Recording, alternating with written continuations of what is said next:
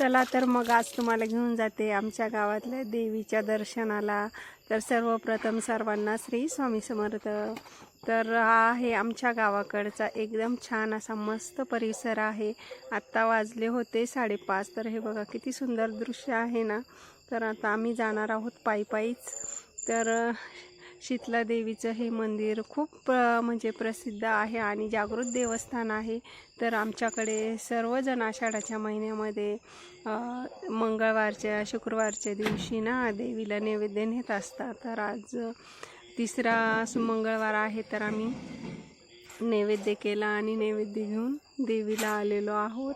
तर देवीचं दर्शन वगैरे सगळं करून घेणार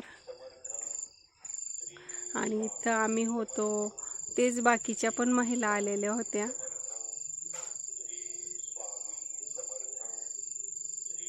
आणि आमच्या गावाकडचा परिसर, आमच्या गावाकडचं मंदिर तुम्हाला कसं वाटलंय ते मला कमेंट करून सांगत जा।